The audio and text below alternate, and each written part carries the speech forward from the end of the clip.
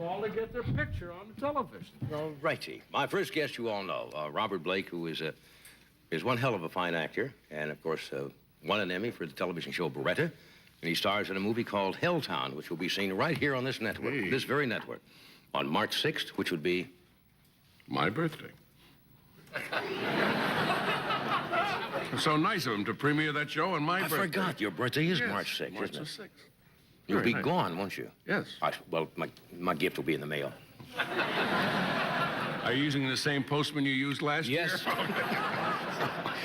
Anyway, it's on Ed's birthday, March 6th, from 9 to 11. Would you welcome Mr. Robert Blake?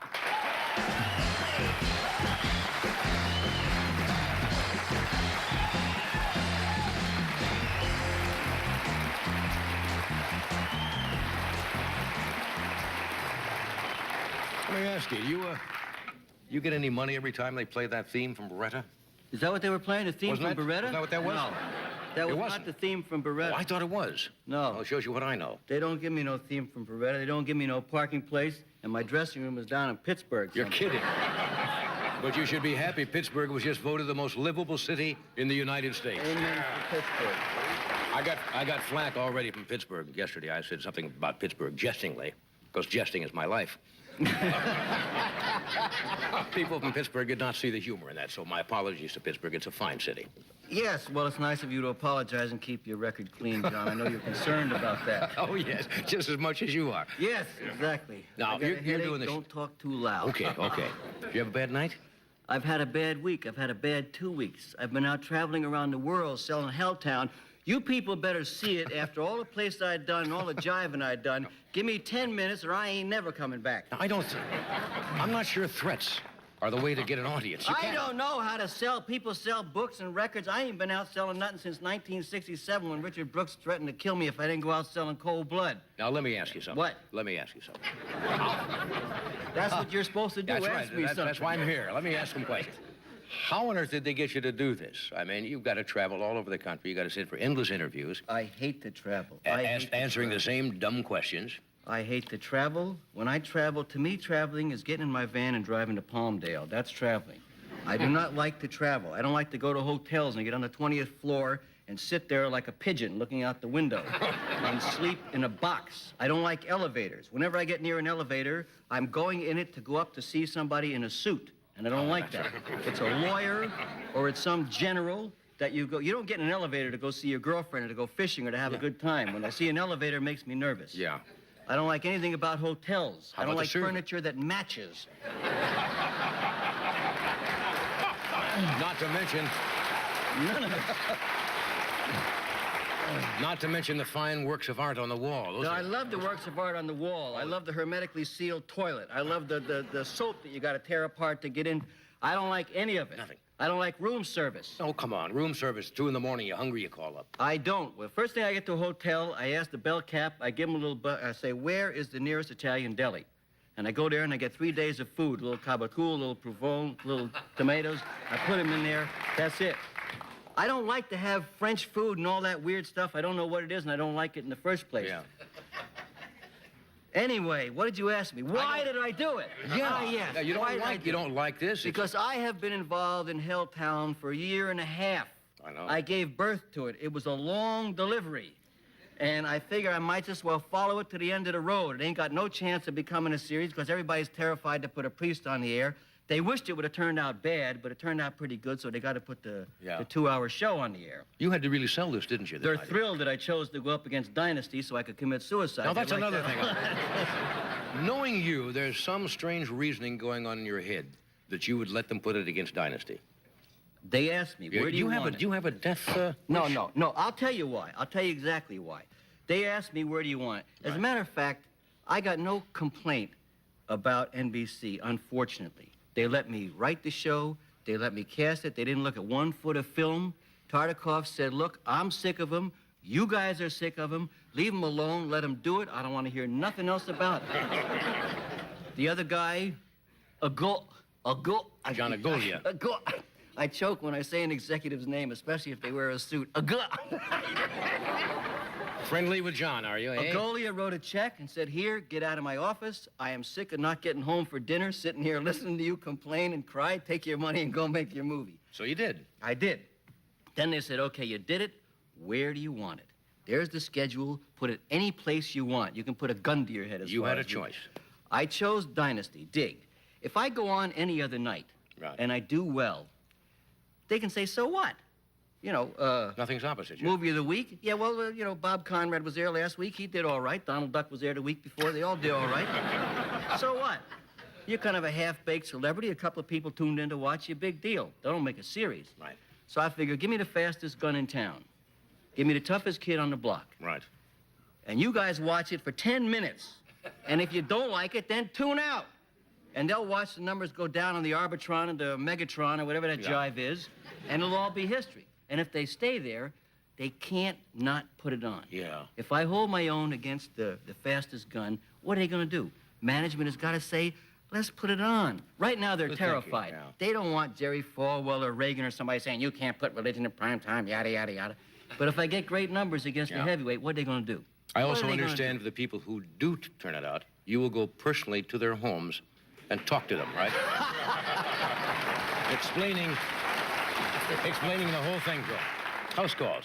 Why not? I'll give them a few minutes of my time. Hey, Yes, I admire you for definitely that. will. Why not? Why not go up against something that's hot? What do I care? I mean, I ain't got no juice. I'm not a big studio. I ain't got no connections. I can't say, well, listen, I'll give you the next Spielberg movie. Give us 12 episodes of Helltown. I got nothing to trade. Yeah. Except my wonderful self. So I got to come off looking great. That's all I can do. It's the only chance I got. All right, you got a good shot at it. We'll take a break. We're coming right back.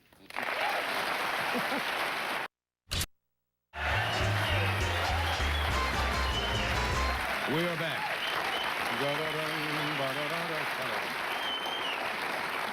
Yeah. And you know something else? What else? I'm sick of you. What? What'd I do? I'm out there for 2 weeks selling Helltown and Robert Blake. All I hear from everybody is, we love young Johnny. Oh, young Johnny. What's Johnny like? I'm trying to talk about Helltown. They want to know what you eat for breakfast. Oh, I'm sorry. I'll say, I don't know the man. I never see him away from the desk. I'm terrified when I'm sitting there. I don't know what he does, and I don't care what he does. You don't know Johnny? No, You're let's- their relative, Come on, man. let's be honest. We don't have cookouts with each other, you know, at each other's house. I've never been in your camper. I don't think you go out. Where do you go? I never see you no place. Well, I can never find you. You're usually driving your camper around. You go where you want to go. That's your idea of a perfect vacation, isn't it? To get away, yeah. I hate to admit what a loner I am, but I really am, man. I don't even know many people's first names. I just, you know, out there talking to jackrabbits. Do you like people? Generally. God, it's hard, man. I just think I probably ain't very good at anything unless I get near a camera. Not this kind of camera. Yeah. I mean the other Movie, one. yeah. But no, I don't know. I just Then you come alive. I don't know why. I push myself to be a part of this world, Right. and I want to have dates, and I want to go to parties, and it all goes right straight in the dumper, and I don't know why. 95,000 years of therapy. I'm sitting. The other day, this is funny. Somebody says, come on, have lunch with us. So I go to this fancy place, you know the Italian joint on Saturday in Beverly Hills where Sure. everybody goes for brunch there, Yeah. lunch, breakfast thing. Right. Next door they have the big restaurant, but during Right. the day they go to the deli. I can't remember the name of it. I You go talking about there. La Scala? Yeah, La Scala, right, okay. Now I'm sitting there with 19 people at this table, and I walk in, I do my little Hollywood number. Hi, how are you? A little kiss on the cheek, all that jive. I sit down, I say, what are you doing? I say, well, I'm thinking of getting my face fixed. I'm sick of sitting in the makeup chair. It used to be 5 minutes. They hit you with a sponge and you dance right on by. Right. Now I spend an hour there, man. They're trying to make me look like I used to look. I say, I'm thinking of getting my face fixed. All these people start telling me about their doctors. They've all had their kissers fixed, every one of them. I've known them for 30 years. Didn't know I'm the that. only one who looks different. They all still look the same. No.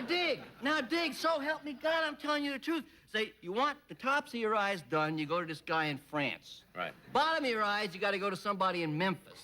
You want this done, you go Only a here. bottom spectrum. You got to go there for that. Every place you go is someplace different. And they take you, you go there under assumed name, you're hermetically sealed for 2 weeks, and you come out looking like your son. Now, Not gonna do that, huh? automatically start responding to this. Before you know it, nobody's talking to me. Nobody has asked me back to lunch. I even picked up the check trying to be a nice guy. Didn't work. But it was no good after I said, well, you dirty rat, you had your face fixed 20 years ago and you never told me. They didn't like to hear that. They don't want me going around telling everybody that they had their kisser fixed. This was all confidential. You know all of them. I know all of them. Who are these people? No, we don't have to. Well, so anyway, you try. I alienated the whole planet, and I'm back in my van again out there. I just don't know how to do it, John. I'm going to keep trying until I guess I ain't going to try. Let me ask you a question. Yes, I don't mean to get philosophical. Go ahead. Do you handle failure better than you handle success? I find it difficult to tell the difference emotionally. There are two things that terrify a nut like me. Yeah. Failure is terrifying. Success is more terrifying. So you kind of just want to stay halfway in the middle. I run my life that way. I run my career that way. I get a hot roll going, and all of a sudden I decide not to work for 2 years. I did when I did Hoffa a couple years ago. For some strange reason, I came to the brilliant conclusion that I needed a couple of years off. Everybody's offering me jobs. I was pretty good in it, and it was a success. I quit. And then, all of a sudden, I say, why am I not working? Why is nobody calling me? What happened to my career? They thought you quit. Well, you shot it. You killed it, you dummy. You killed your career. Then I go around, start begging for a job. I put it all back together again, and it all falls apart again. And I just realized something the other day. I'm in front of the camera since 1938, and I have never had an agent that even knew my first name. My career exists in spite of me, not because of me. And I'm looking around at people I've known that have a bond with an agent, that the agent wakes up in the morning thinking what they can do to make their career. You have no agent? I have had several agencies in my life. Yeah. I signed with an agency, you know, where you get on an elevator and meet different people on different levels. In suits. In 2 weeks, I never go near the place again. In about 6 months, they send me a letter saying, we don't represent you no more, and I say, who are you? I have never had that marriage with that person who cares about your career, who says, wait, you just did Hoffa, you're a hit. Yeah. Maybe we should do another job. I've never had that person. Yeah. So that may be one of my first clues to my failure. You're not a failure. I don't handle success well. Obviously, I don't, or I would have a little more of it. I hope it's a big hit for you. Well, I hope so, too, just to give the network a lot of trouble. Yeah. You'd like that, wouldn't you? You love to stir things up. Why not? You live on a crisis. That's what it is. God don't lots of give people. you- Lots of people only create well when they're on the edge of Right on a the edge. crisis. Right. My philosophy is God don't give you no points for doing stuff you ain't afraid to do. So you got to fight some kind of giant, or he ain't gonna pay no attention to you. Yeah. He says you're doing what you always do. Who cares about that? Get up there and get terrified. So you got to go do something that scares you. That's what you Like coming here. You've been coming here a long time and you still get terrified. I don't understand. Right. We'll take a break. We'll be right back with the Mighty Cars North. Okay.